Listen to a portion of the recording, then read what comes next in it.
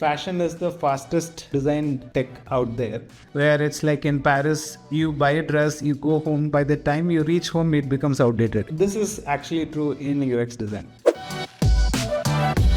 Because like you mentioned, even for me, until I joined Microsoft, I never knew what design ops was. Instead of focusing on things which changes, you have to start focusing on things which are stable. It's more about understanding business. It's about understanding balance sheets, how things work. That's going to help me be a better designer.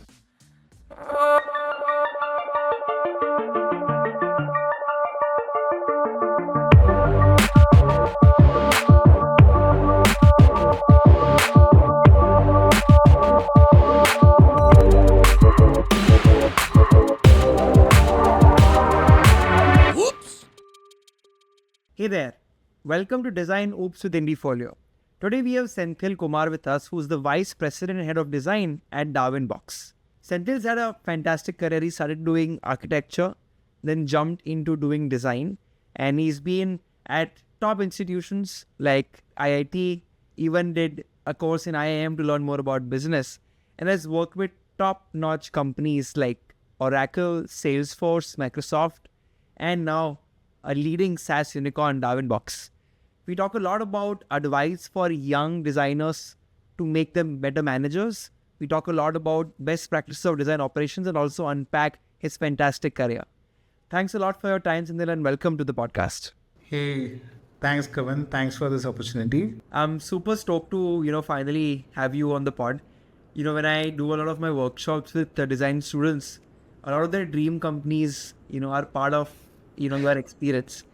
So I'm sure a lot of them are very excited to learn more about you. And, I've done a lot of these podcasts where I constantly see engineers, shift to this field, people doing business or product shift to this field. But weirdly, there are very few people who are in design leadership who are hardcore creative guys, right? Who've done system design and then they kind of built it from there. And you're one of those. Though I think you still have an interesting jump at the earlier stage of your career, which is you did architecture. So can we kind of rewind back to the time where you decided that you wanted to kind of, pursue this creative, industry? And then how did you end up kind of switching from architecture to, I believe you went to one of the IITs and did a master's. So if you can kind of tell a little bit about that, it'll be really helpful. Definitely, Kavan. See, like you rightly pointed, I've been always this creative head. I know how many times I got scoldings just by dreaming, looking at the roof, rather reading from the books, or just sketching on the walls, doing all sort of nasty things right at home. But I think it was coming naturally to me, and that's where I leaned into architecture. But again, architecture needs a lot of headroom. It needs a lot of time to get going over there. It's almost parallel to a medical field, right? For somebody to get successful on his or her own in the architecture field, you can give it or take at least 20 years, to even set a footing there. So that's where I started looking out. And during back then, at that point of time for me, it was the time just where all this CAD, 3ds Max, and all of these computer things started coming out. And I could vividly see how much it was simplifying our work, because drafting 5 sheets versus creating a architectural plan in CAD, just cut, copy, paste, it simplifies it. Like for 5-page diagrams, it makes it just one of an effort, and then it just amplifies it. And that's what we are seeing it till date, and that's what actually made me inclined and make this UX field jump in. And even the better part is the good karma that we talk about, right? In architecture, it's basically just the one family which is using the home, or it's basically the people who are using the building, or just the bystanders who admire the building and pass by, right? But when it comes to UX design, it's millions of people who start using the product, and it's infinite, so that's, I think, is what I'm here for and I'm happy about. Incredible. It's very rare for somebody to actually double down on a career in UX, especially in 2007 or 8, I believe, where Facebook was barely a few years old. The smartphone revolution had barely just started, and I don't even think the Play Stores may be there, or they may be there in a very, very rudimentary way. So a lot of excitement really shaped up because of the new digital economy, but you were still at the initial parts of that. So any particular moment or any particular career experience in the earlier stage, of I guess creating UX for a lot of people, which you still remember, which still influences you? There are many, but specifically to call out, since you mentioned very early stage, there was one pivotal moment for me, which gave me that, or that epiphany that people call, right? Moment for me, where I was just a UX intern back then at Oracle. And I was given a very basic business process dashboard, which monitors the performance of the applications in Oracle. Back then, it was like even more outdated, even more older, no punchy colors, but too much data embedded in, etc. And that was given to me as an audit project. So I just looked at it, trying to understand what are the user needs, the pain points, and try to simplify it, in terms of basic information architecture, in terms of the visual design, etc. And the good news is it was just a 2-month stint for me at Oracle, the summer internship, hardly. Right? So within the 2 months, it even got implemented. Wow. Right? So, and I was like amazed, oh my God, this industry moves at that speed. So that is where I felt like, okay, when I was at architecture, people used to say fashion is the fastest design tech out there, where it's like in Paris, you buy a dress, you go home, by the time you reach home, it becomes outdated. This is actually true in UX design. So I think that again anchored me further down into this subject, and yeah, I think rest is history. That's a really interesting opinion. I've never heard that. I think UX is faster than fast fashion also. I want to actually talk about getting into Oracle. I think, again, large company, a lot of, design students aspire to work there. If I'm in my 3rd, 4th, 5th year, wherever they are, how do I convince a potential recruiter to hire me as an intern in a big company like Oracle? So I think being a recruiter, people always say about 2 things, especially in the early stages, right? It's more about what you are going to offer, the innate nature of that you already bring in, and the scope of how much you are willing to learn further, right? Because what you have already, that is going to set the fundamental of as soon as you onboard, that's going to guarantee the return that they are bringing you in, number one. Number two, it's not going to settle over there. There are bigger areas of opportunities. There are obviously bigger scores that has to be dealt in bigger companies, right? So the ceiling that you can show to them to say that you are willing to learn, willing to develop on those areas that you are not exposed to, right? Fundamentally, these are the 2 bits that I would personally look on to see how we can grow further. Yes. Fantastic. I believe shaping up their portfolio and sharpening it, and then obviously cracking the interview, I think is where it all comes down to. People usually think it's either or, and they kind of lose out on a lot. I want to now kind of talk about your favorite methodologies. I think UX is pretty famous to have many of them. And you've worked in teams who, I'm assuming, have really serious processes, seeing their scale. So a lot of people say we use, but then they don't end up using, but they like to talk about it. But it's the larger ones who have to use it. It's actually made for them to, work. So was very curious to know from you, any favorites, any interesting one you'd like to share, which you constantly fall back on? I think you rightly pointed, Kavan. The bigger teams work only because of processes, and that is what it makes or breaks a team, And especially in design, where it's a creative field, people keep calling that, yeah, I need my space, I need my time, etc. How do we still find out that balance between the process and the creativity? That's a very difficult topic. But again, it completely depends on the culture, the existing process of the company and the team that has been set, and the project needs also, right? But that said, one more thing I want to touch upon is that design, unfortunately, is something which evolves so quickly, which we already spoke about. All right. So that said, now when you're talking about process, instead of focusing on things which changes, you have to start focusing on things which are stable, right? Which becomes the fundamentals for everybody. And that's where I would talk about two things. One is the logic, right? And what is logic in design? It's all about the business needs, which actually gets converted into the user needs, or vice versa, right? And over there, for me, the biggest principle that I loved and I've started following like religiously is jobs to be done, right? I'm not sure if you've heard about it. It's more like whenever you're designing a product or a feature, it's more like what job that product or feature is going to solve for the user, right? Why is the user even going to pay? And in terms of consumer, it's not even paying. It's about me spending that time with your app. That is the pay credits that they're giving you, So what is the job? If you can define it out and if you can sort that out very clearly, that's going to help. That's number one for me, logic. Second thing is the fundamental. That's where the designers have to rely upon rather than just surfacing on the tools and the techniques and the newest methodologies that's coming out there, right? Where for me, the best thing that has helped me is the KISS principle of keeping it simple and stupid. So that any user from a novice to somebody who is an expert, right?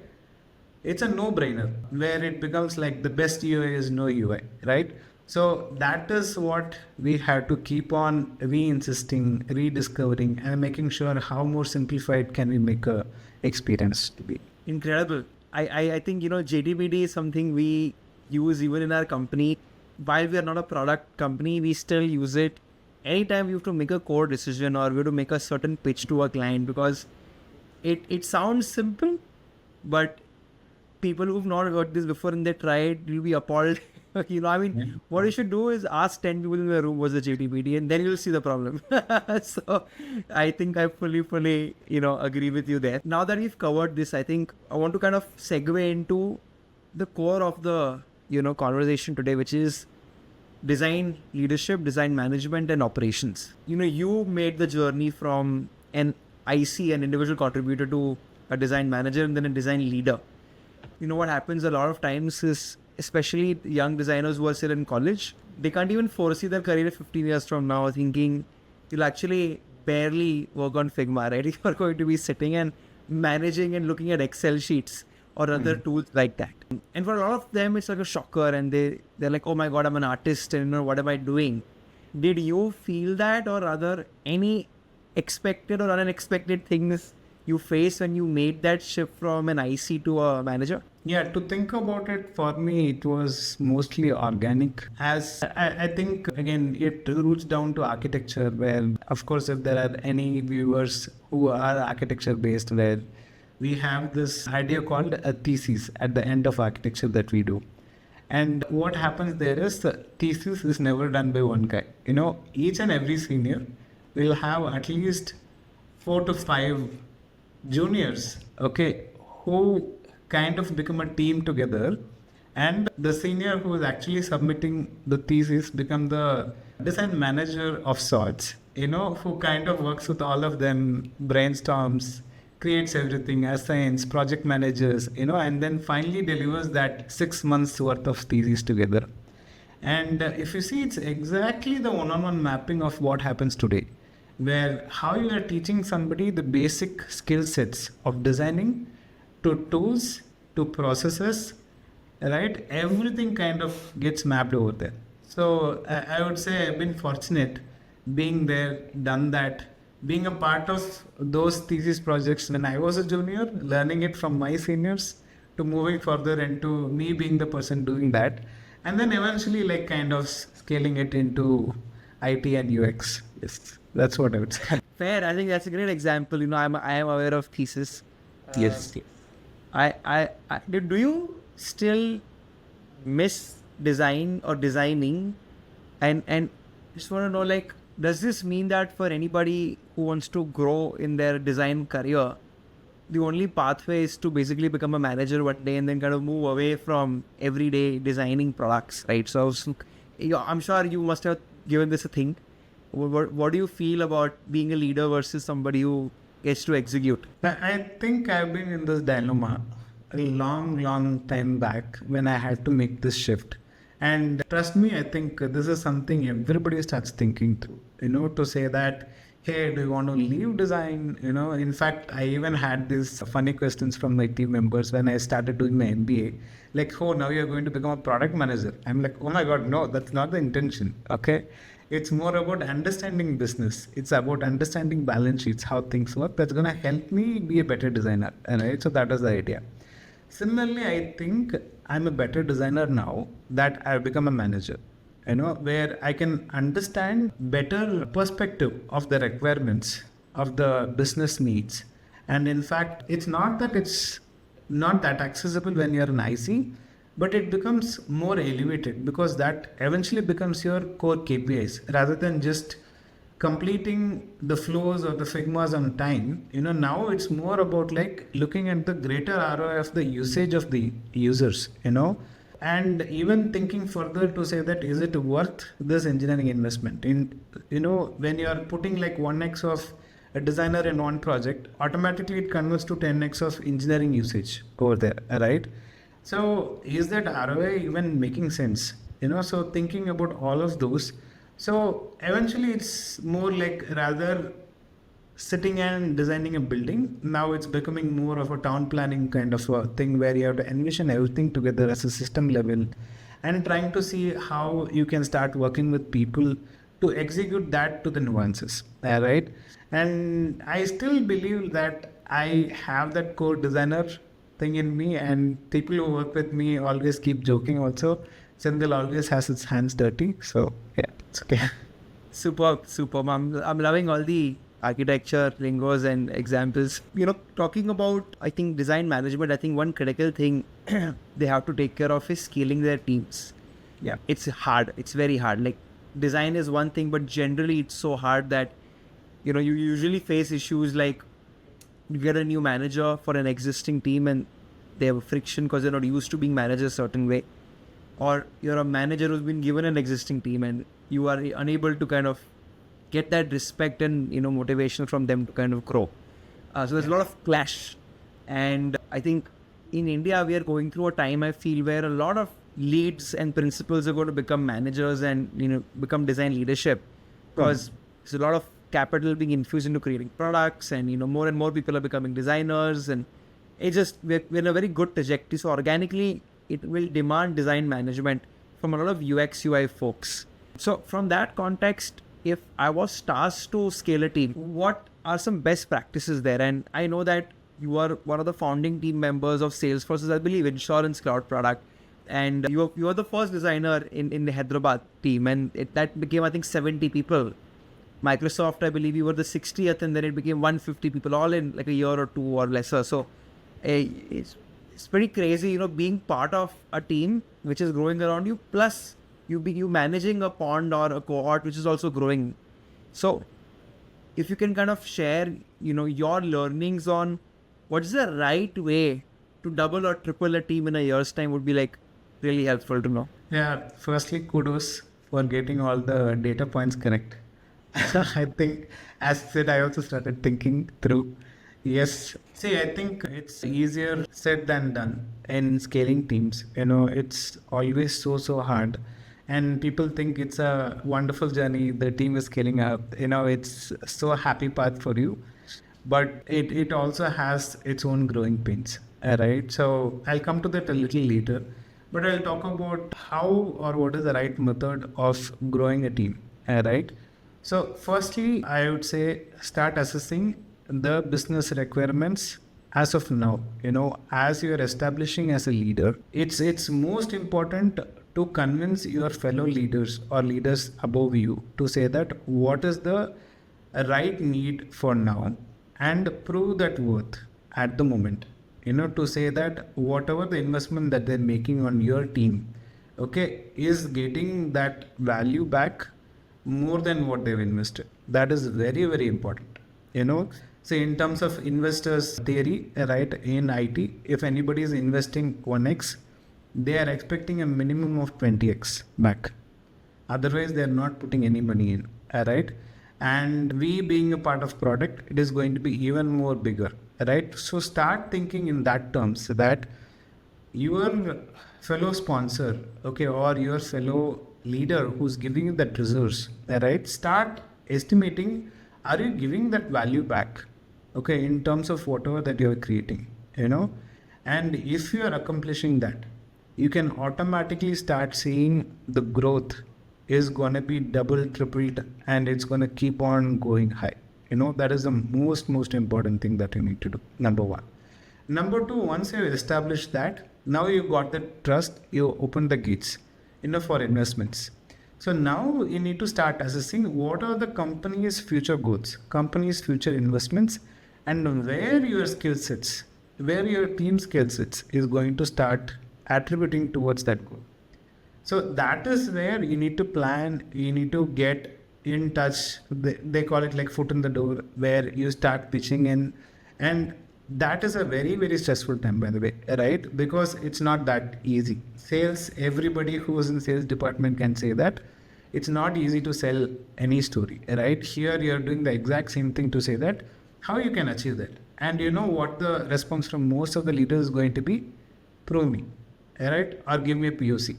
And to give that POC, they are not going to give you any extra headcount. So you need to pick the right people. You need to choose the best to attribute to that additional project, okay, which is not even planned right now, which might not even happen.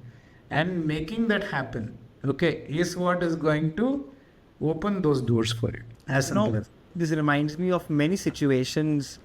We also help a lot of design teams hire people, and I've been through my work in situations where there's a lot of pressure to ship things and get things done. Good. And people end up settling for mediocrity, right? Saying, "Chalega, abhi ke liye, let me just get that person in." How do you stop that urge? Saying, "This is a 7 on 10. I want ideally a 9 on 10. But no, I'll be strict. Let my team and myself work harder for the next month or two."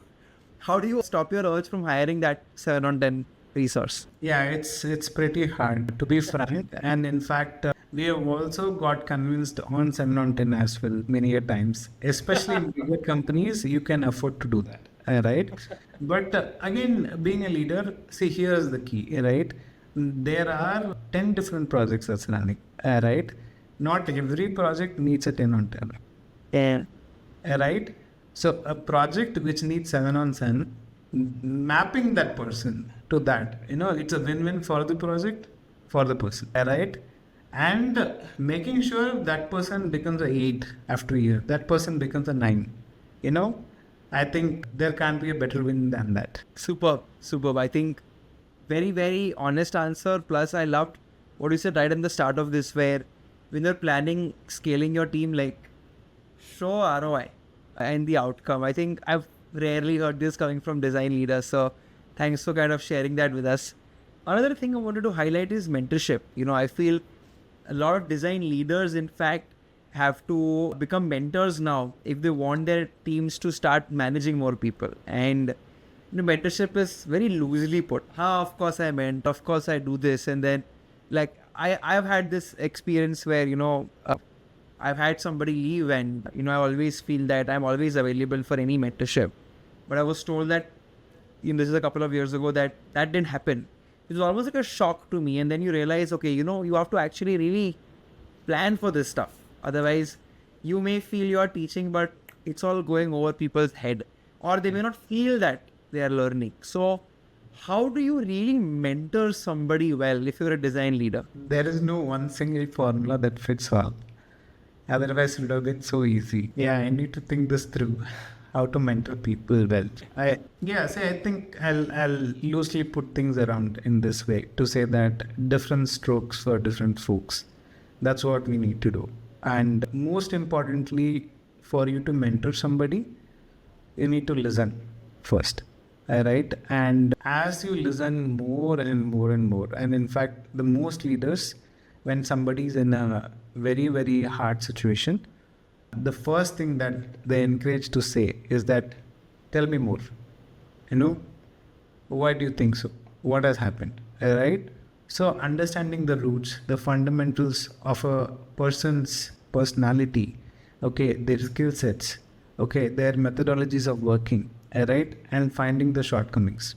So now you have that table mapped in your mind to understand what are the gaps and what can help them out, right? It can be a buddy in your team, right, who can help them out in those shortcomings, or it can be some moral support, okay, being there in helping the push against the stakeholders, right, or even cracking the code, okay, of something which is larger than the person's caliber. So sitting with them, brainstorming, figuring it out, and giving that moral boost up, you know. So I think humans are generally, if I would want to visually paint, it's more a crest and trough, valley and mountain cycle that we go through, you know.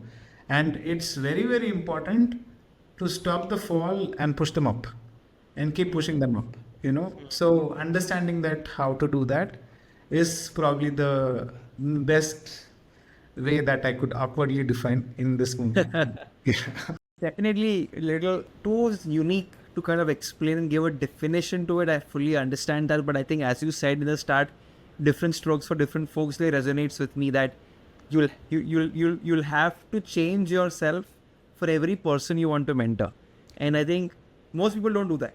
They're like, oh, you know, if you cannot listen to me and do it, then, you know, I can't work with you. Then those folks end up becoming hard to work with. And then, you know, then there are a lot of other repercussions which happen because of that. So fully kind of resonate, you know, with what you said towards the start.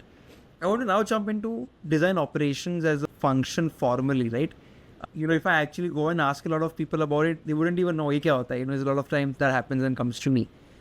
It's also not formally defined, you know, in most places actually. But with growing teams, you know, design operations, which essentially is finding people, making sure that they're thriving, making sure they're collaborating well. And in a nutshell, it's all about doing design thinking and operations for an internal team, you know, to, I think, give you good output. It is where it all comes to. But it sounds expensive. It sounds too good to be true. It sounds that maybe I'll do it once I'm a Salesforce, right? If you can kind of unpack like that particular point, is design ops evolved thing? Can you do design ops on a shoestring budget? And how does design ops look like in a small company versus a big? So it's a pretty lot of questions. Maybe we can start off with just you telling us what's design ops really, and is it a thing for a mature company? Okay. So firstly, I would probably try to put a basic definition to what design ops means for the people out there. Because like you mentioned, even for me, until I joined Microsoft, I never knew what design ops was. Right? Because only bigger companies can afford to do that. Right? It's as simple as like if your management product, okay, where you manage your projects, you manage your processes, comes alive as a person, okay, in terms of a resource, that becomes a design ops, right? In a very, very simple term to put it.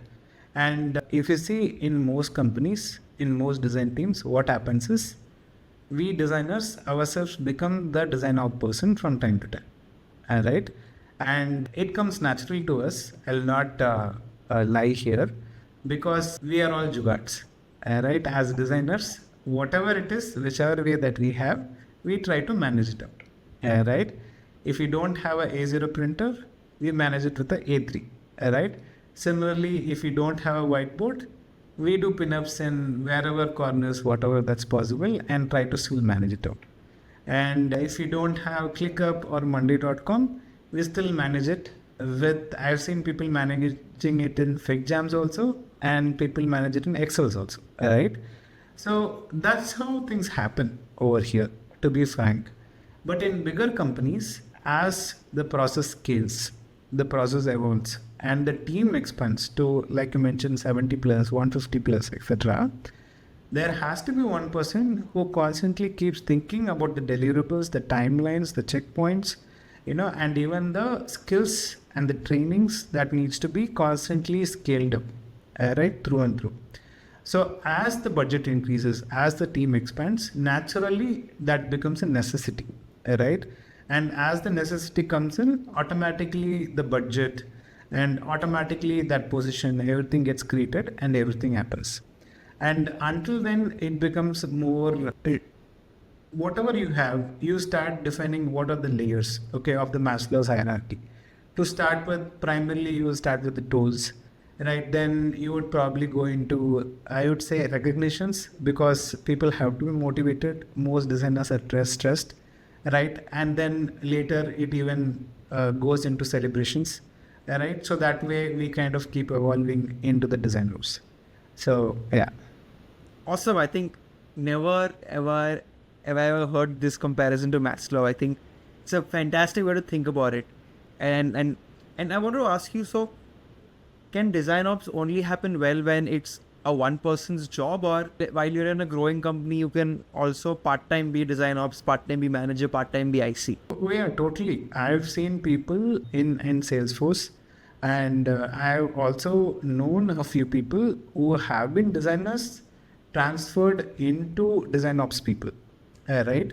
Where I've seen them becoming design managers plus part-time design ops, right? Those also happen, right? And then eventually transition into complete design ops, right? Vice versa. All of those are completely possible, because again, it depends on the size of the team, right? Is it worth giving that full budget to one resource, right? All of those things.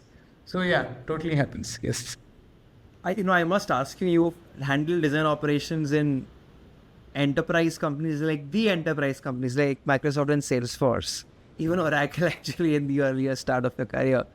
And then you're also now in, a hypergrowth unicorn startup, Darwinbox. How are like very big teams different from, more agile teams, and what can small teams learn from big teams and vice versa? It's almost like a joint family versus a nuclear family, right? Where a joint family has so many people together who takes care of different responsibilities in the team, right? And that's how the family runs.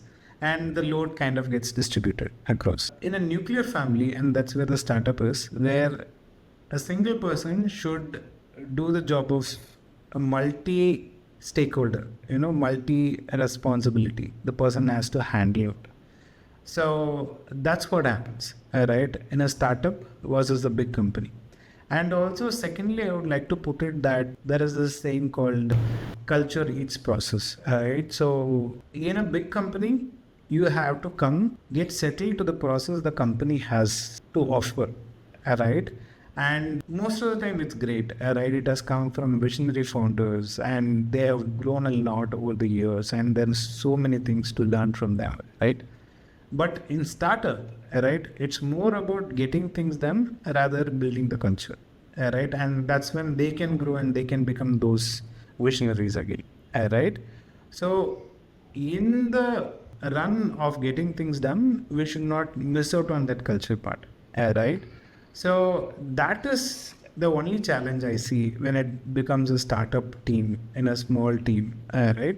So where we have to constantly re-empathize to what we are doing, how we are doing, how are we behaving with each other, how much are we pushing it, and yeah, that's the part. Very well put. Very well put. I've thought a lot about the point you mentioned. I want to now, I think jump into making leaders, right? There must be a time where somebody identified you as a leader, and then you kind of grew to that. Can you tell me, if possible, with an example of yourself, what things do I need to sharpen to become a design leader? And once you are one, how do you really identify more leaders in the company? Okay.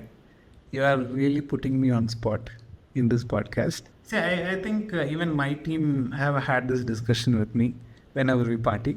So I believe the most important thing to become a great IC, individual contributor, is your IQ, intelligent quotient.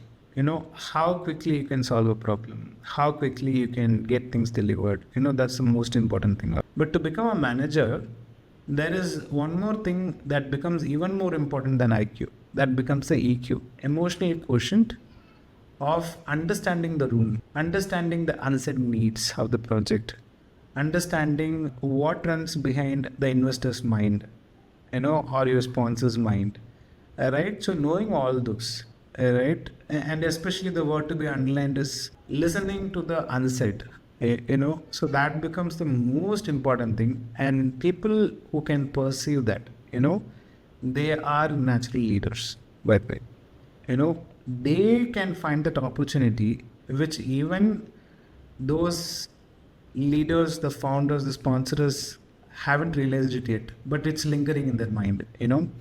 So when you connect the dots for them, right, you automatically become the next leader in their mind, right? That's what gives you that opportunity and the push, right, to go a step ahead, okay, of the curve. It's, of course, it's about hard work, it's about talent, it's about everything. But when you're solving that unsaid need, okay, that becomes, I think, the glow starts coming behind your head for the team. Yes. Again, I think IQ, EQ, I'm actually going through a lot of this, and I can clearly see, I think where you're coming from. We're now towards the end of the podcast, I think the last section, and just wanted to kind of cover some more advice and some more specifics from your mind. So I think designers love talking about toolkits, right? Saying, yeah, at the end of the day, how are you doing what you are saying? So could you maybe give a quick background? Maybe you can take Darwinbox since it's the closest, right? About what's the toolkit for design operations, right? Where do you guys work? How do you guys measure your output? If you can kind of just give a quick overview, we will be very curious to know that, yeah. Definitely, Kamin. See, Darwinbox is still an evolving startup, right? We are around 9 years old. And when I joined the company, including me, it was a 7-member team in design. Right now, we are 20 plus and still scaling up, right? So I would say that we are still in the mode of making our design ops perfect, right? So I will first say what is the right benchmark, and then I'll come down to the jugaad way of like how we can still get it done, right? At Darwinbox, and we are still 100% operational, right? So I'll talk about Salesforce, right? So over there, of course, we have Jira. Okay, we also have our internal tool, which is called Gus, right? And we felt that all these tools are more engineering centric, and it is pretty hard, for designers. It's neither waterfall nor agile. Each and every project has its own way of doing things. That's where we started using ClickUp. Right, in ClickUp, you can actually start assigning multi-owners, or even the definition of like what is owned by whom, and what are the timelines, and what are the review cycles, and how things are happening, and how we can track, etc. Right, and from there we started evolving to figure out, is this going to be managed by the manager? Okay, or is it going to be managed by the principal IC of the team, who has much more foundational hands-on depth, who is going to help them out and solving the blockers, etc. So those also start getting assigned. And in fact, when we started the team small, we used to have a regular stand-up, right? And from there, as we started expanding further and further, when the team became really big, where by the time we complete the entire circle, people start sitting down. It's like that hard.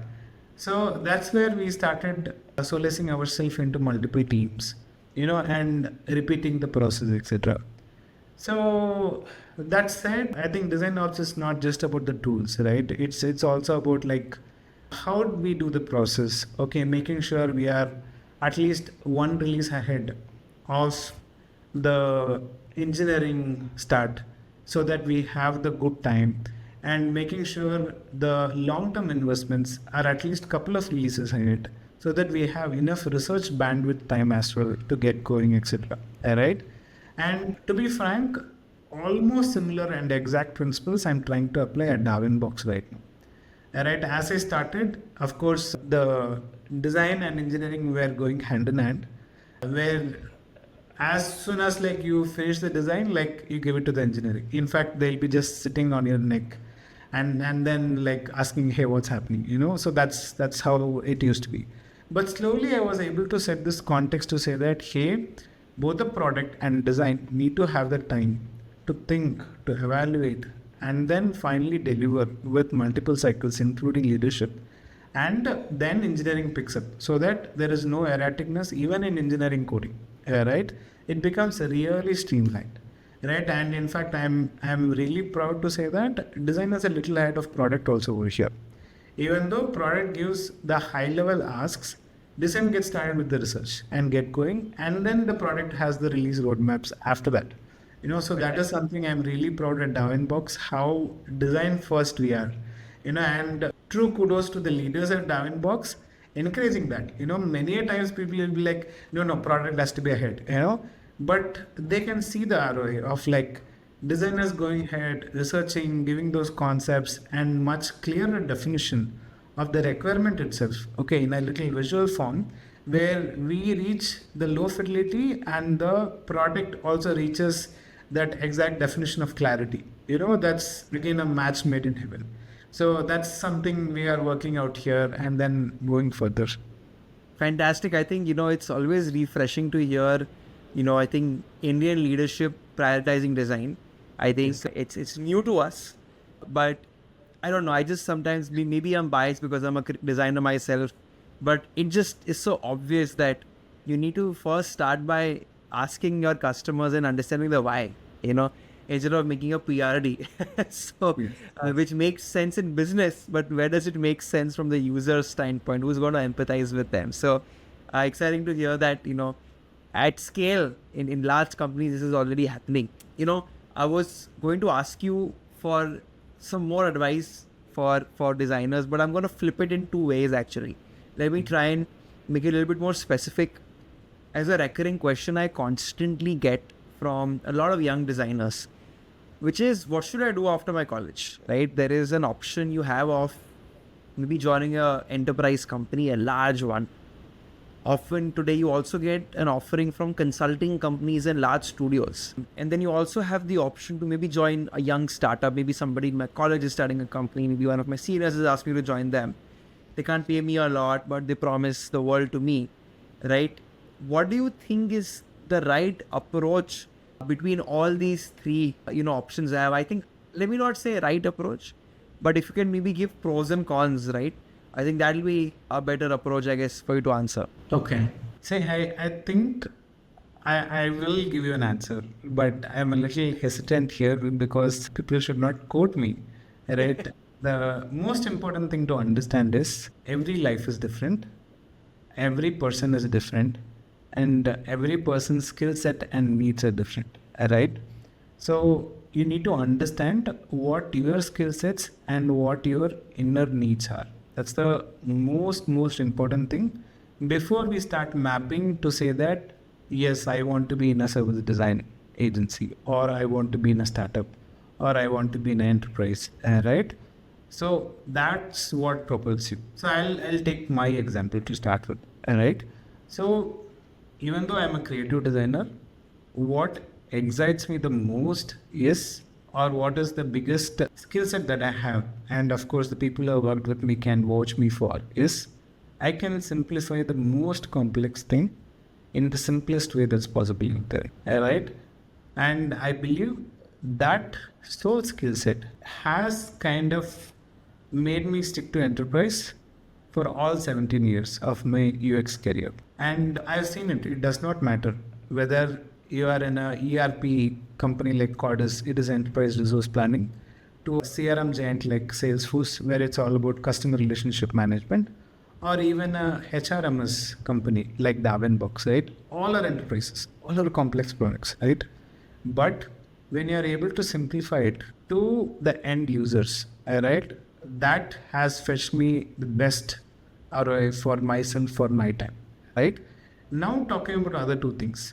If you're somebody who's supercharged, okay, who wants to explore 100 different things before settling down, right? You are an explorer, okay? Then I think service design is the piece for you. Because every 3 months or every 6 months, you are going to be presented with a complete new set of project, a complete new skill set that's required, a complete new stakeholder, right? Everything, the domain, everything is going to change for you, right? So if you're going to enjoy that, where you are going to deliver that requirement at large, at a specific point in time and keep moving further, right? Then I think that is the best place for you. Now, coming on to the startup, right, where you are somebody who says, I don't like definitions, I am here to create new things. I'm here to only invent the beyond. And I think system design is something I touched upon earlier also, which again overlaps with the enterprise, right?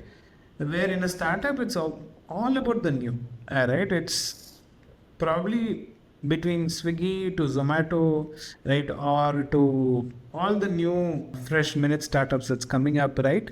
You see how quickly, like how fast or what is the innovation that they're able to bring in their experience, right?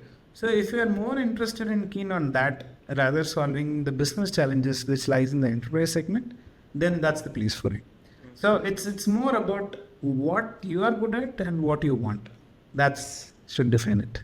Fantastic. I really hope people quote you on this, because I think you gave an extremely articulated answer, which comes from, I think, it first understand who you are and understand what you want, and then you can kind of decide. I think the reason people screw up is because they don't spend time asking themselves, a lot of questions, and they'll take 3 days to decide which series to watch next, but they'll take just one yes during placements to say, okay, I'll sit with you for the next 7 years.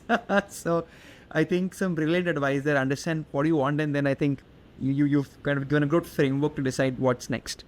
We're on to our last question now, and we're almost at time. So I wanted to ask you that, if you could go back and give yourself some guidance, right, as to, or a singular advice, which is what would you tell your younger self to have a nice design career, right? A satisfying and a fulfilling design career, what would that be? Wow.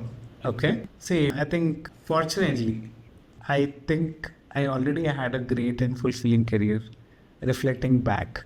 But if you ask me for one advice that I would give myself and probably to the people, the younger people of the podcast, is constantly designers, what they do is they always chase the future. What is the newest tech? Okay, what is the newest thing? Let me explore that. Let me do that. Let me go like something 10 years down the line. Let me learn that. Let me do it. Missing the present. That is what I've realized. I think throughout the podcast, I've been talking about ROI, right? The ROI is in the present, right? So I would advise my younger self, as well as all the younger audience out here, is to chase the present. What are the opportunities that's there today at your hand? Try to give more than 100% in that, because I believe, reflecting on my career, the things that I gave more than 100%, that's what elevated my status. That's what elevated the opportunities. The foot in the door which got opened, is because of that more than 100% about the present that's there, So start looking at that, start being the problem solvers for now, rather for the future. That is one thing I would, and I'm glad that I'm closing my note with. Yeah, what an incredible note to, kind of close the podcast on. Thank you so much. You've given like really, really nice frameworks to actually think and come to a decision. So thank you so much for that. I had a lot of fun. I hope you also enjoyed. Yeah, really thrilling questions. It put me through a lot of past experience, reflect myself, and I hope the audience also feels the same. Thank you, Kevin. This was wonderful. Thank you so much. And for everybody who's tuned in, I hope you enjoyed the conversation. If you'd like to hear another design leader very soon, please like, share, and subscribe. A new episode will come out very, very soon. Bye-bye.